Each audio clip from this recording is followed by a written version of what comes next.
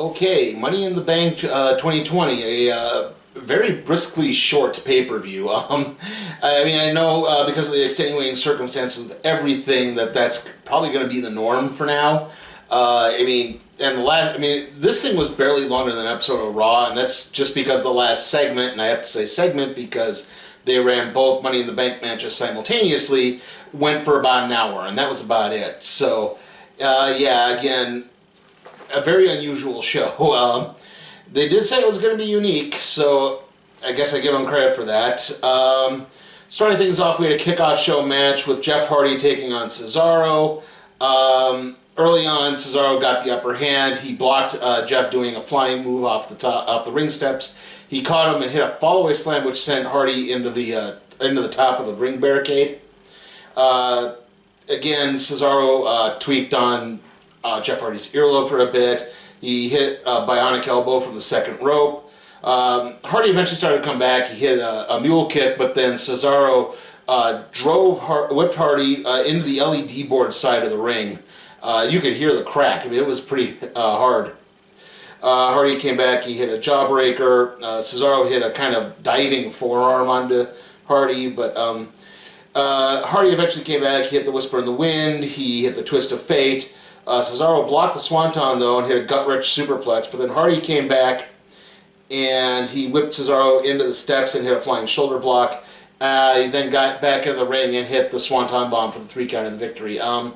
Really good match for a kickoff show. Again, usually those things are just kind of little 10-minute affairs. This thing went almost 20. So, yeah, this went double the length, and they are definitely trying to hype Hardy back up. I'm surprised he didn't, A, take on Sheamus, since that's what they're building to, or B, that Sheamus didn't somehow get involved afterwards, but I guess maybe that would be too much to expect for a kickoff show match. Okay, moving on to the show proper. The first match of the show proper is the Fatal 4-Way match for the SmackDown Tag Team Championship. The New Day taking on Miz and Morrison, taking on the Forgotten Sons of Steve Cutler and Wesley Blake, and the Lucha House Party of Lince Dorado and Grand Metalik. They couldn't help but notice that when Lucha House Party were being introduced, Big E was dancing to their intro music. Kofi and Metalik opened up. Basically, this was one of those ones where they have you have the 4 corners and you have to tag in. So instead of 4 guys in the ring at once, it's just 2 guys in the ring, and the other teams have to tag in to get involved, basically. Kofi caught Metalik with a back elbow. The Forgotten Sons tagged in. Got a blind tag. They hit Metalik with a double Uranagi backbreaker. Morrison blind tagged in. He hit Metalik with a Spanish fly off the top rope to the outside of the ring where the opponents were all waiting. Lince Dorado came in. He had a springboard crossbody on Morrison.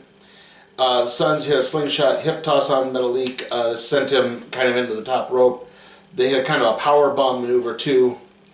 Morrison hit a kick on Kofi and then tagged in the Miz. The New Day hit Steve Cutler with a double stomp powerbomb for a 2 count. Morrison hit Big E with the Starship Pain, but I believe either Lince Dorado or maybe it was Steve Cutler broke that up. Jackson Riker got involved. He got kicked out. This caused enough of a distraction for Big E to hit the big ending on Grand Metalik for the 3 count of the victory.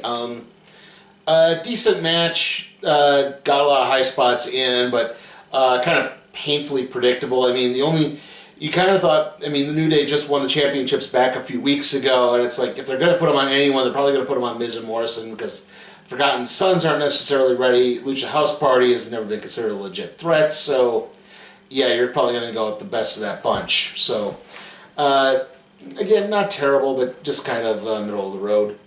And that leads us to the next match, which was going to be R-Truth and MVP. I'll get to what happened there. Truth comes out to doing his "What's Up" intro, telling everyone to say "What's up" in an empty arena.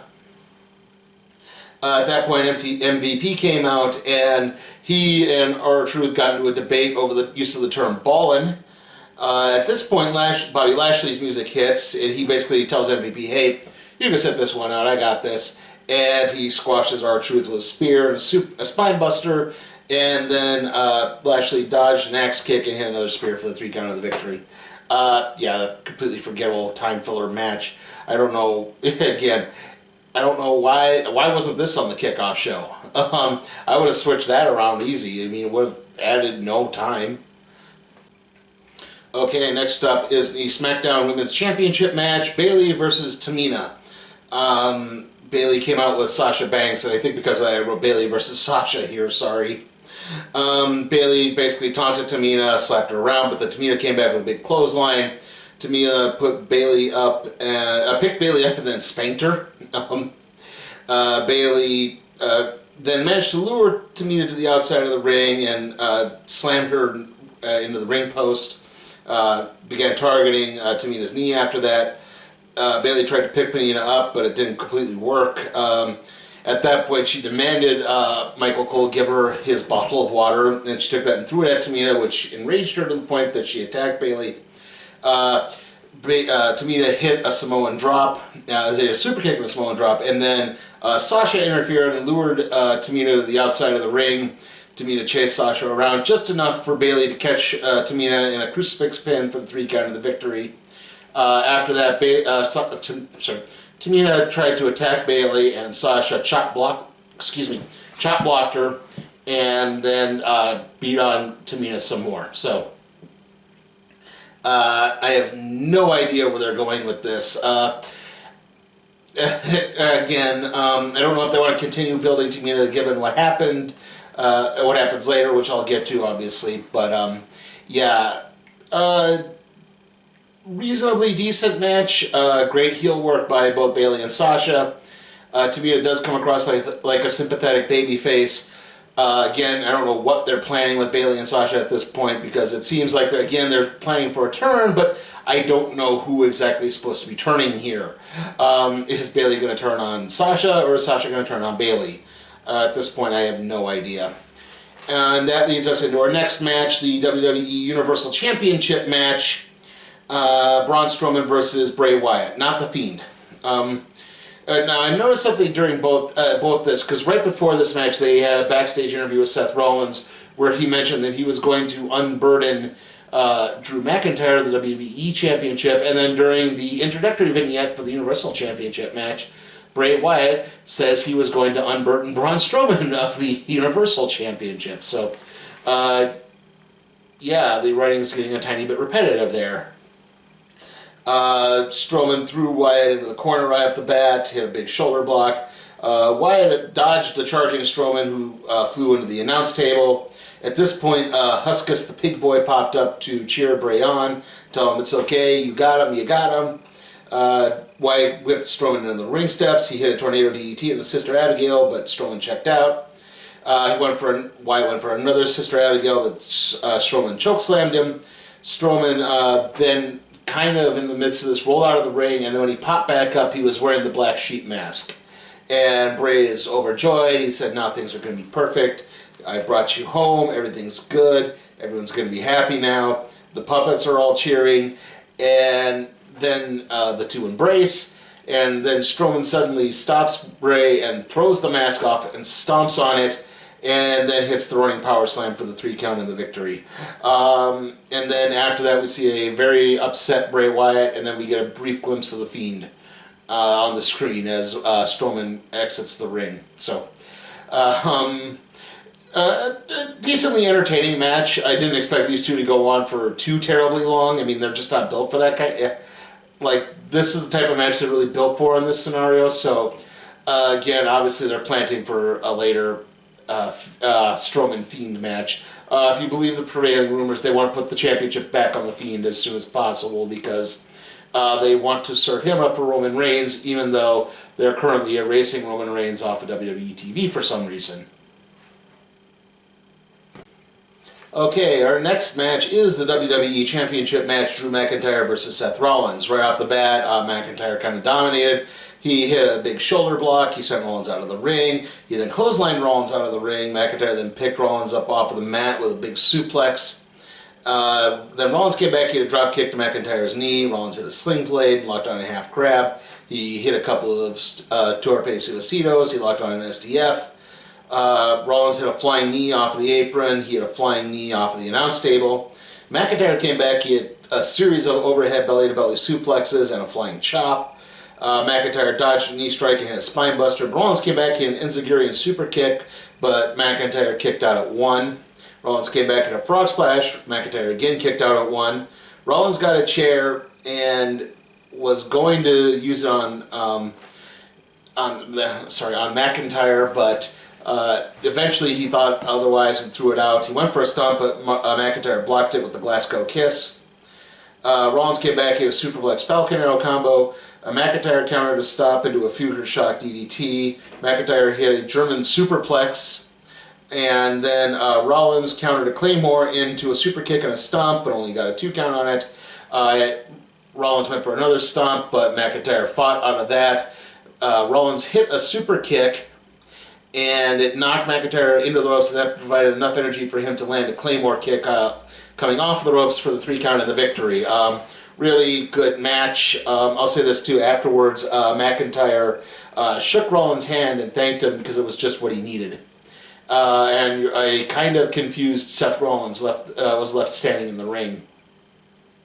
But yeah, McIntyre did a really good match. McIntyre looks strong. Rollins looks strong.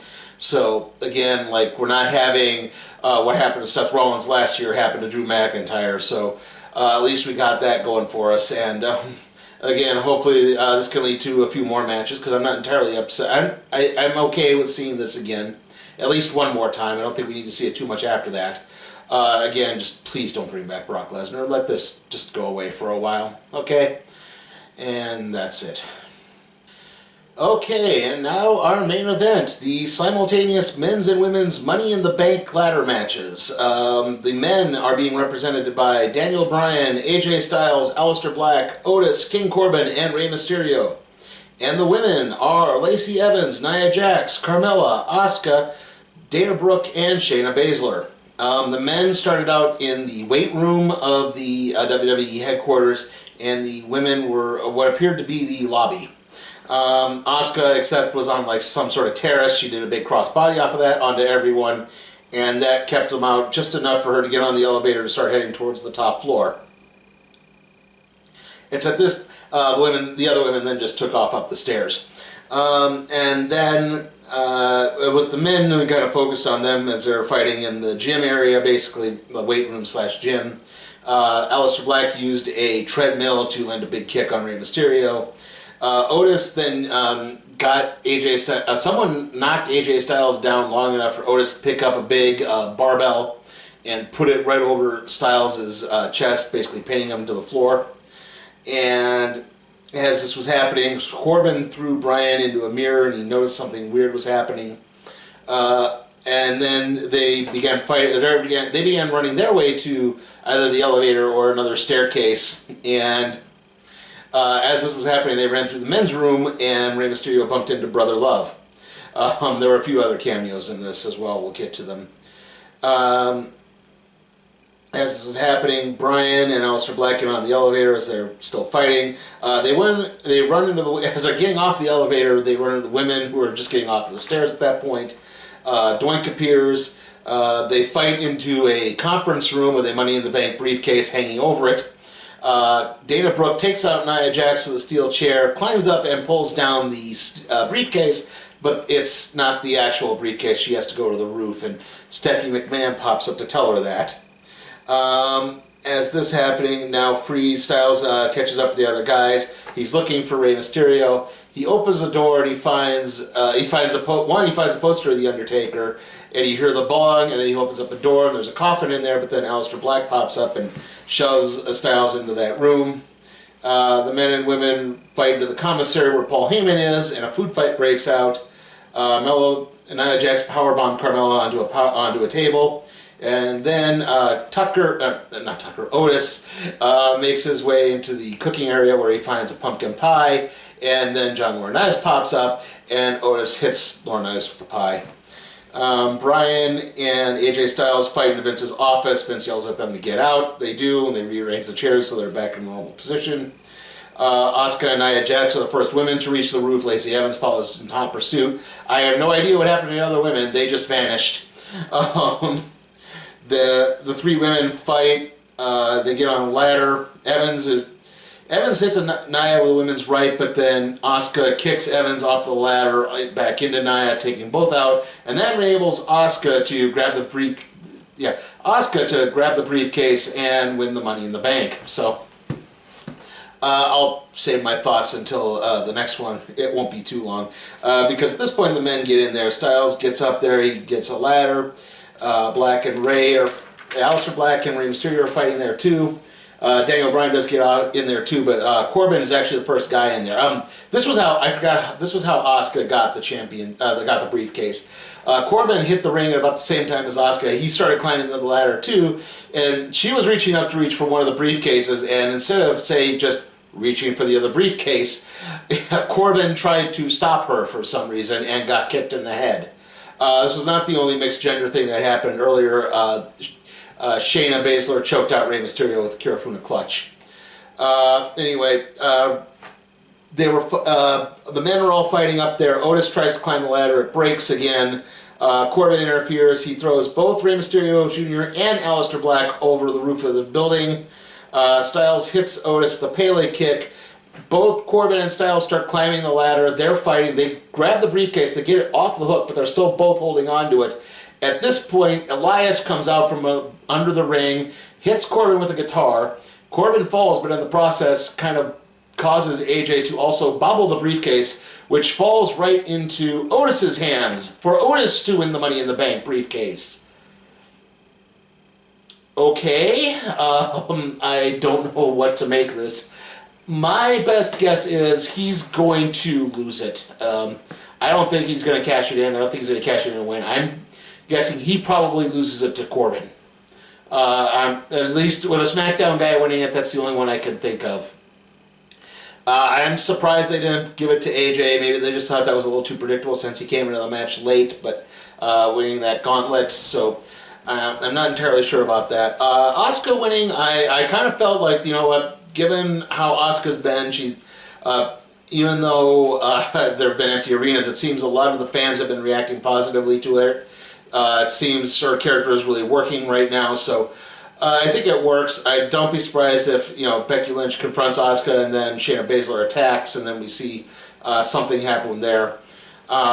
So at least we kind of got that going. I think again, I'm all for Asuka winning the Money in the Bank briefcase. I think that's a good one. I do kind of like the way she won it. Like, again, Corbin, instead of just going for the other briefcase at the same time, instead gets kicked off. So yeah, there was a lot of good humor in this match. I would say that there were a few kind of dead spots as they were kind of clopping their way through some of the halls. Like, they weren't conducive to a lot of people just running through them simultaneously. So yeah, I did like the little cameo pop-ups. Those were fun. So again, overall it was a pretty decent match. So not terrible at all. Definitely had some surprises. Like I said, I don't expect Otis to hold on to that briefcase for very long. I suspect he's probably going to drop it to Corbin. Okay, so as for my thoughts on the show overall, it was alright. Again, the championship matches, at least the two main championship matches, I thought were pretty good. Obviously, the main event was really enjoyable. The women's championship match, unfortunately, just kind of, it was a little flat. The tag team championship match, again, a little flat.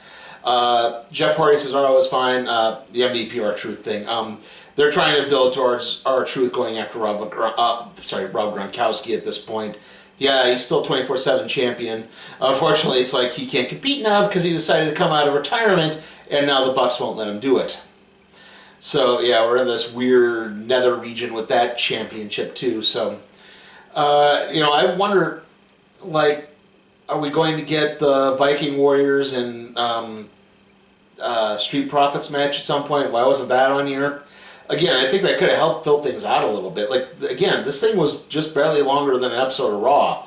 So, yeah, you could have easily put one more match on here. I don't know why they didn't do that. Like I said, overall, it was not a terrible show. It was not horrendous. It was really enjoyable. I am going to be fairly favorable on this and give it a B. So, yeah, I think a B is a decent enough grade. Like I said, there are a little too many filler matches on there for my taste. Like I said, I kind of wish they had maybe done something to further some things. But other than that, it was all right. Next review should be of the Netflix movie The Wrong Missy. And then hopefully it'll be Scoob. So we got back-to-back movie reviews in the next videos. And then the next one is the random trade review on The Unwritten Volume 1. See you all next time.